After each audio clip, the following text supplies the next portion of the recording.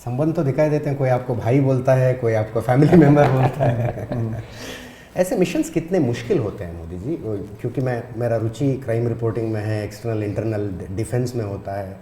देखते हैं सब, यूक्रेन से बच्चे आ रहे तो बात करते थे कैसे आए, वो बोलते हैं बस तिरंगा दिखाए और छोड़ दिए हमें। मिशन बहुत मुश्किल मिशन होते हैं। देखिए, आज भारत की एक क्रेडिबिलिटी है, दुनिया भारत को विश्व बंधु के तौर पर यानी फील कर रही है, सिर्फ शब्दों नहीं भाव से फील कर रही है। और किसी भी संकट के समय भारत हमेशा फर्स्ट रिस्पॉन्डर रहा है।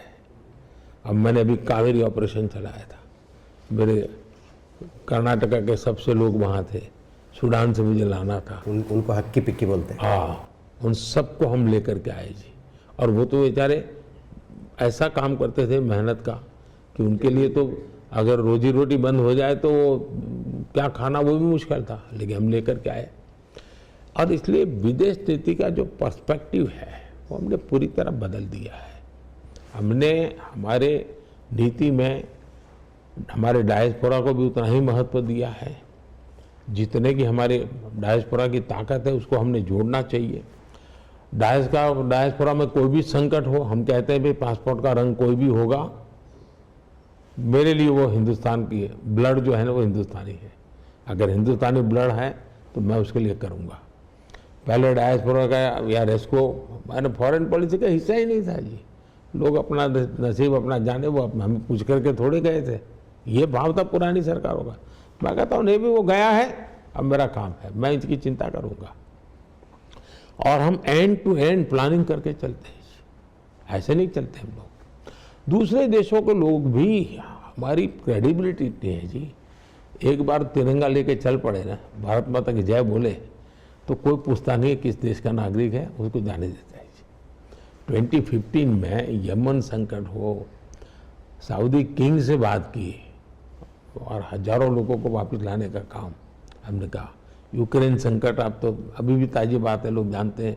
इन दिनों मैंने देखा कि शायद किसी कहीं पर एक कैंडिडेट को चुनाव के लिए जो डिपॉजिट देनी थी, तो यूक्रेन में जो बच्चे वापस आए थे उन्होंने इकट्ठे करके उनको पैसा दिया। तो ये अब देखिए, आपको मालूम होगा, शायद केरल के लोगों को मालूम होगा, फादर टॉम की कथा पता होगा। फादर टॉम लंबे अरसे तक आतंकवादियों के कब्जा, आईसिस के कब्जे में थे।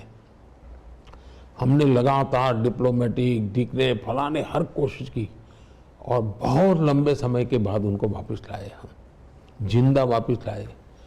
एक बंगाल की बेटी अफगानिस्तान में काम करती थी ईसाइयों के लिए, जूडिथ डिसूजा करके, उसका अपहरण हो गया था। अब एक बेटी का अपहरण हो तो घर को चिंता रहती है, हमारे लिए भी चिंता थी, पता नहीं इसके साथ क्या होगा। महीनों तक वो आतंकवादियों के कब्जे में रही। हमने हर प्रकार के हमारे संबंधों का उपयोग किया, हम उसको सुरक्षित घर लेकर के आ गए।